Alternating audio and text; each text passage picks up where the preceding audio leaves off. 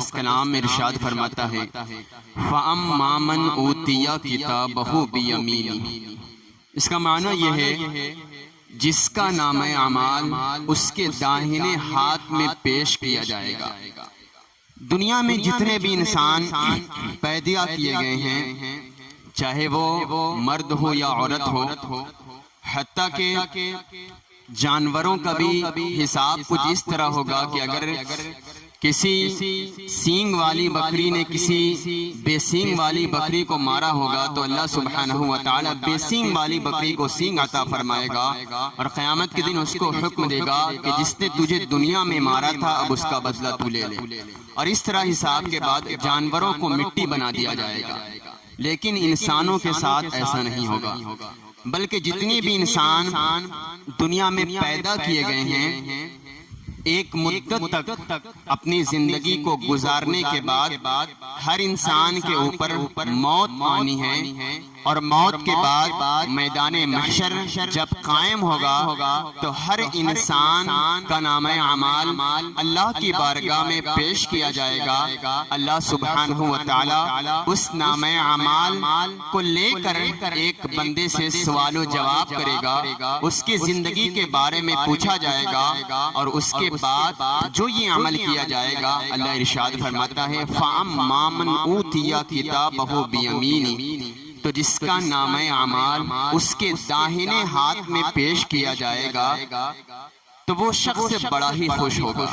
داہنے ہاتھ میں نامہ اعمال ملنے کی یہ نشانی ہے کہ اس بندے کی مغفرت کر دی جائے گی، نامہ اعمال میں اور حساب و کتاب میں اس میں تخفیف کر دی جائے گی۔ تو جس کا نامہ اعمال اس کے داہنے ہاتھ میں پیش کیا جائے گا تو یہ اس کی مغفرت کی نشانی ہوگی۔ اللہ ارشاد فرماتا ہے فَأَمَّا مَنْ أُوتِيَ كِتَابَهُ بِيَمِينِهِ، تو جس کا نامہ اعمال اس کے داہنے ہاتھ میں پیش کیا جائے گا تو وہ شخص انہو کان فی اہلہ مسرورا، وہ شخص بہت ہی زیادہ خوش ہو جائے گا، اور وہ یہ سمجھ جائے گا یقیناً اب میری نجات کا ذریعہ بن چکا ہے، داہنے ہاتھ میں نامہ اعمال پیش کیا گیا ہے۔ آگے اللہ سبحانہ وتعالی ارشاد فرماتا ہے فَأَمَّا مَنْ أُوتِيَ كِتَابَهُ وَرَاءَ مِغْزَارِ وَسَيَصْلَوْنَ سَعِيرًا وَيَدْعُو ثُبُورًا أَوْ كَمَا قَالَ۔ اللہ سبحانہ وتعالی ارشاد فرماتا ہے جس کا نامہ اعمال دائنے ہاتھ میں پیش کیا جائے گا اس کی تو نجات ہو جائے گی، لیکن جس کا نامہ اعمال اس کے پیٹھ کے پیچھے سے دیا جائے گا، یا دوسری آیت میں ہے کہ اس کے بائیں ہاتھ میں دیا جائے گا، تو وہ شخص چیخو پکارے گا اور کہے گا اے کاش میں اس بائیں ہاتھ میں نامہ اعمال لینے سے پہلے مر ہی گیا ہوتا، اور وہ شخص کو جہنم میں اس طرح پہنچا دیا جائے گا، اور وہ شخص چلاتا رہے گا ہائے افسوس، کاش اس نامہ اعمال کو ملنے سے پہلے ہی میرے اوپر موت کیوں نہ آ گئی ہوتی، میں مر ہی کیوں نہ ہو جاتا کہ یہ دن مجھے دیکھنا پڑے، اور بائیں ہاتھ میں اور یا پیٹھ کے پیچھے سے نامہ اعمال ملنے کی یہ نشانی ہے کہ وہ شخص نجات نہ پا سکے گا بلکہ اس کو جہنم میں داخل کر دیا جائے گا۔ کیسا وہ بھیانک دن ہوگا اس کا نامہ اعمال دائنے ہاتھ میں پیش کیا جائے گا تو وہ تو بہت ہی خوش نصیب انسان ہوگا، لیکن جس کا نامہ اعمال پیٹھ کے پیچھے سے یا اس کے بائیں ہاتھ میں دیا جائے گا تو وہ سخت پھنس جائے گا، اور اس طرح جہنم میں اس کو جانا پڑے گا۔ ایسا دردناک دن ہے، کیسا بھیانک وہ دن ہے۔ قرآن کریم کو جب آپ اٹھا کر پڑھیں گے یا حدیث پاک کو آپ کھول کر پڑھیں گے تو آپ کو اس بات کا اندازہ ہو جائے گا۔ میں چھوٹی سی مثال آپ کے سامنے پیش کروں کہ آج جیسی سخت گرمی کا دن ہے کہ 40، 41، 42 ڈگری، اگر آپ کو کہا جائے کہ 10 سیکنڈ آپ سورج کی طرف ٹکٹکی بغیر باندھے دیکھ نہیں سکتے، 10 سیکنڈ ایک لگاتار دیکھ نہیں سکتے، اور اتنی سخت گرمی میں اگر گھنٹوں آپ کو دھوپ میں کھڑا کر دیا جائے تو آپ محال ہو جائیں گے، اور آپ کا 1 گھنٹہ کھڑا رہنا سخت دھوپ میں مشکل ہو جائے گا، آپ ہٹ جائیں گے۔ آپ ذرا اندازہ کریں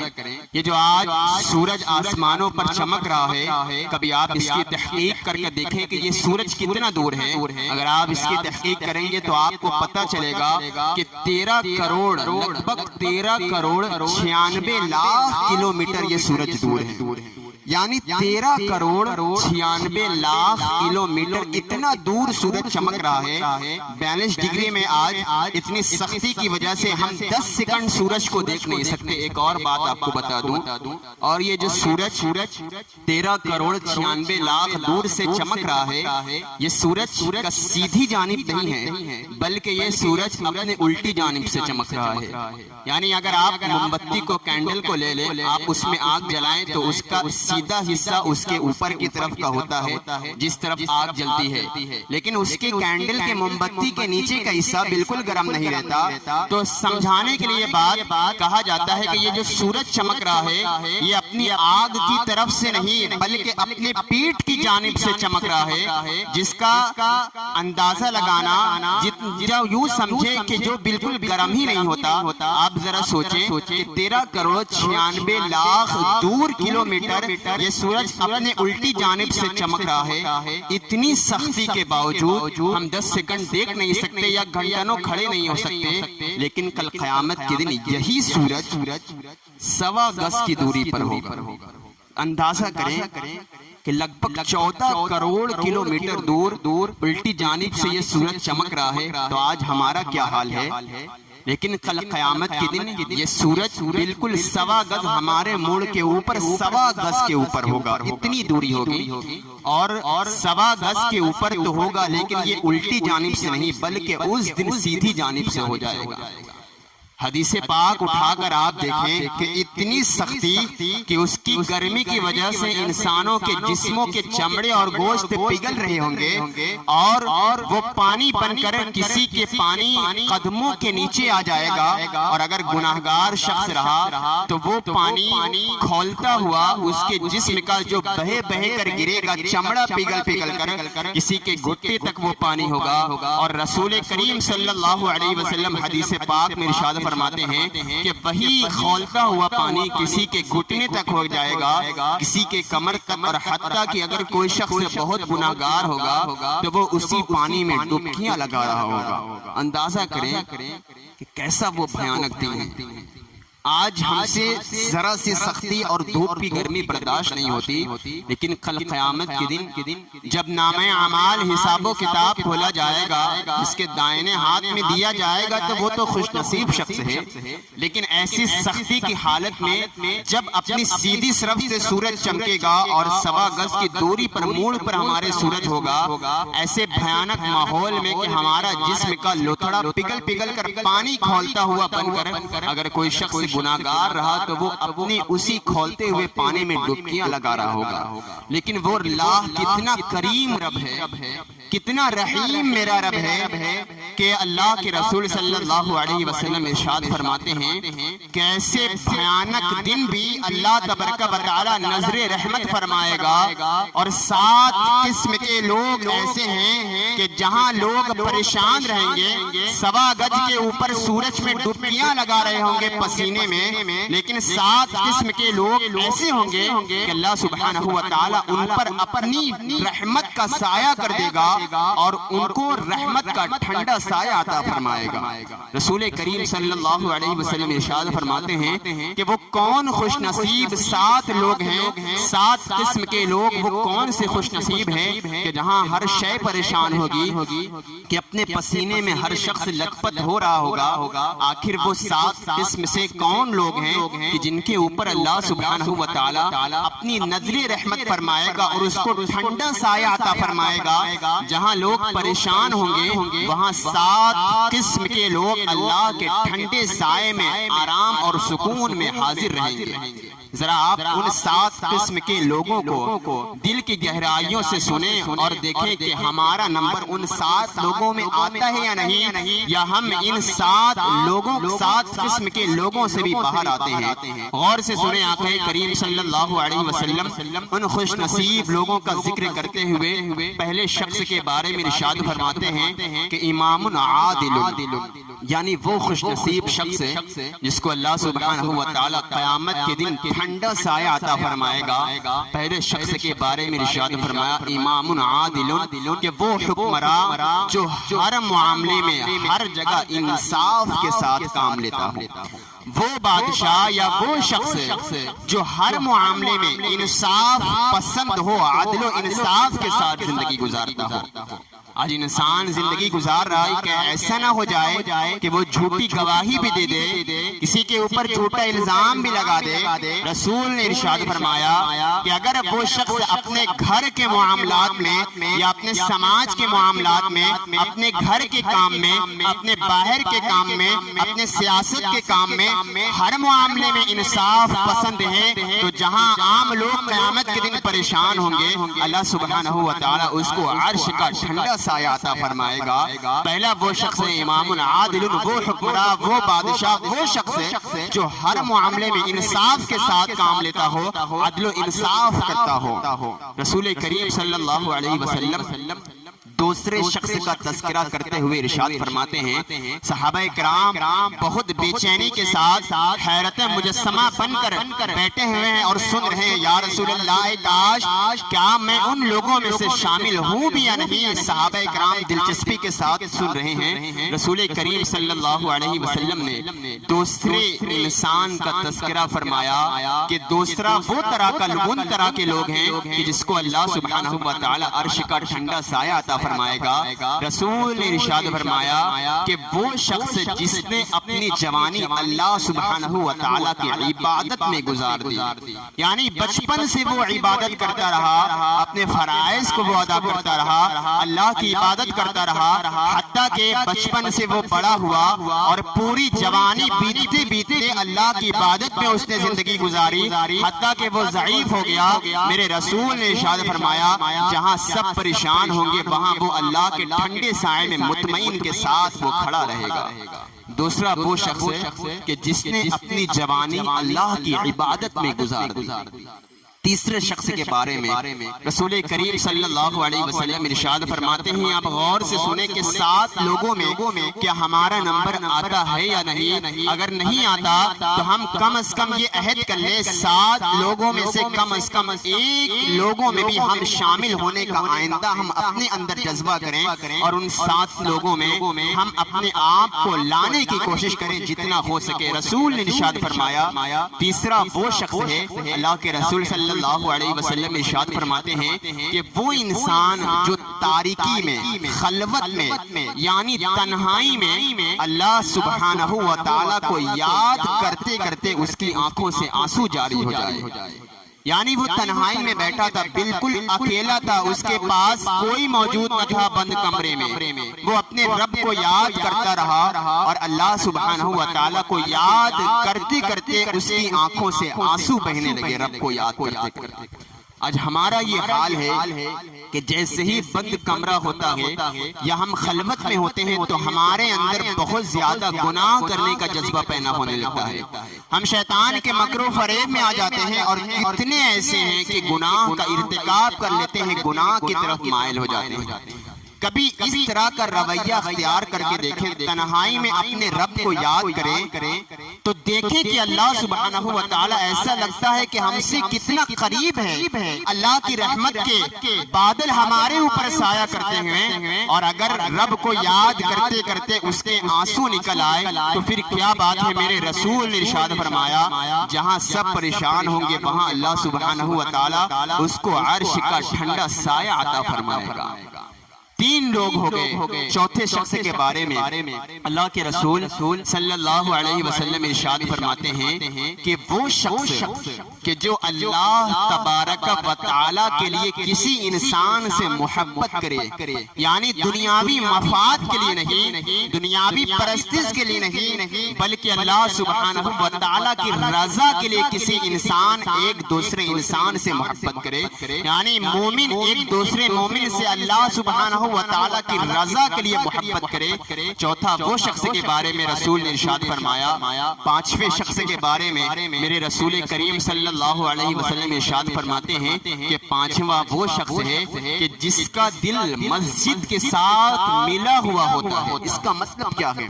مسجد کے ساتھ ملا ہوا، لگنے کا، لٹکا ہوا دل، لگنے کا اس کا مطلب یہ ہے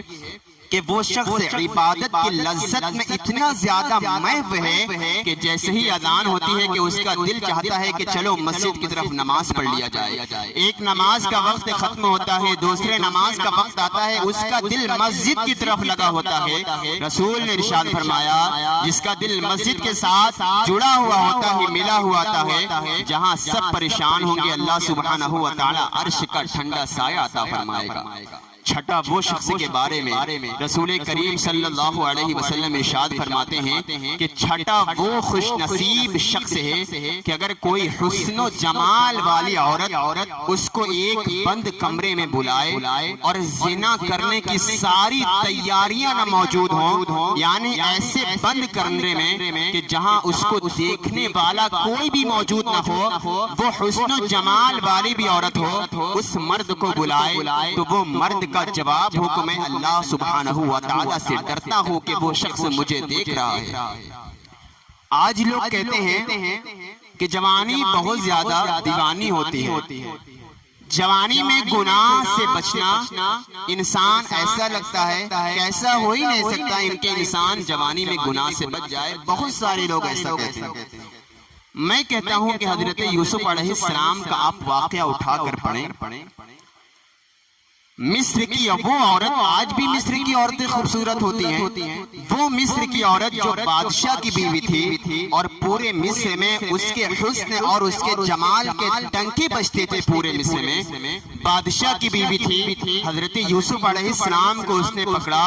اور بند کمرے میں لے گئی، اور ایک کمرہ نہیں بلکہ وہ بادشاہ کا محل ہی تھا. ایک کمرے میں گئی اور اسی کمرے کے اندر دوسرا کمرہ تھا، اور اسی کمرے کے اندر تیسرا کمرہ تھا، اور اس طرح کمرے کے اندر کمرہ، کمرے کے اندر کمرہ، کمرے کے اندر کمرہ، اس طرح 7 کمرے کے اندر وہ بادشاہ حضرت یوسف علیہ السلام کو لے کر گئی. اور پہلے کمرے میں تالا لگایا، دوسرے میں تالا لگایا، تیسرے میں، اس طرح 7 کمرے میں اس نے تالا بند کر کے چابی اپنے پاس رکھ لی. اور حضرت یوسف علیہ السلام جب 7ویں کمرے میں پہنچ گئے، وہاں کوئی موجود نہ تھا، صرف وہ مصر کے بادشاہ کی بیوی جو بہت ہی حسن و جمال والی تھی. حضرت یوسف علیہ السلام سے اس نے کہا اے یوسف، آپ میرے ساتھ وہ کام کریں جو ایک شوہر اپنی بیوی کے ساتھ کرتا ہے. حضرت یوسف علیہ السلام نے کہا کہ میں اللہ سبحانہ و تعالی سے ڈرتا ہوں، یقیناً اللہ تبارک و تعالی مجھے دیکھ رہا ہے.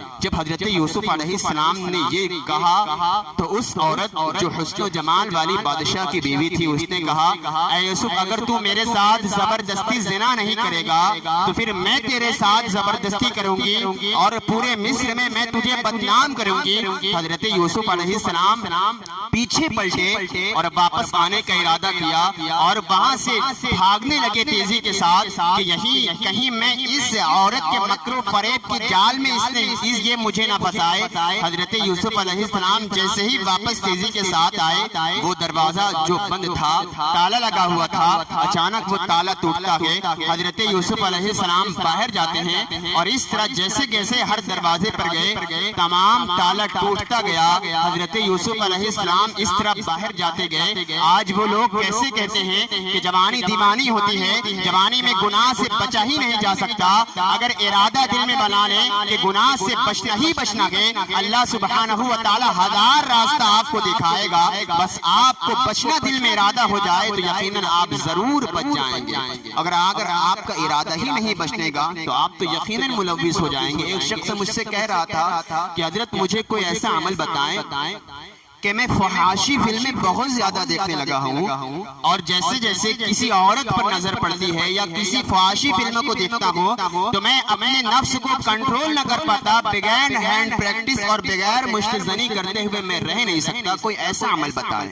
یعنی بغیر اپنے آپ کو فارغ کیا ہوا میں رہ ہی نہیں سکتا. اندازہ کریں، پہلے آپ بچنے کا تو ارادہ فرمائیں. اللہ سبحانہ و تعالی ہر شے پر قادر ہے. اگر آپ بچنے کا ارادہ کریں گے اللہ سبحانہ و تعالی آپ کے لیے ایک راستہ نہیں بلکہ بچنے کا 1000 راستہ آپ کو دکھائے گا، بس آپ بچنے کا ارادہ کریں۔ آج نوجوان بہت زیادہ اس طرح کے فحاشی فلمیں دیکھنے میں مصروف ہیں۔ اللہ سبحانہ و تعالی کا خوف کریں، ہر انسان کو مر کر جانا ہے اور ہر انسان کو اپنا حساب و کتاب دینا ہے۔ میرے رسول نے ارشاد فرمایا کہ وہ شخص کسی عورت کے زنا کے شکار میں پھنسا ہو کہ زنا کی تمام پلاننگ کر لی گئی ہو اور وہ شخص کہے میں اللہ سبحانہ و تعالی سے ڈرتا ہوں اور اس طرح وہ بھاگ آئے، میرے رسول نے ارشاد فرمایا کہ جہاں سب اپنے نامہ اعمال میں ڈوب کر پریشان رہیں گے وہ خوش نصیب شخص اللہ سبحانہ و تعالی کے عرش کے ٹھنڈے سائے میں کھڑا ہوگا، بالکل مطمئن ہوگا۔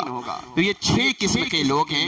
7ویں قسم کے بارے میں رسول کریم صلی اللہ علیہ وسلم ارشاد فرماتے ہیں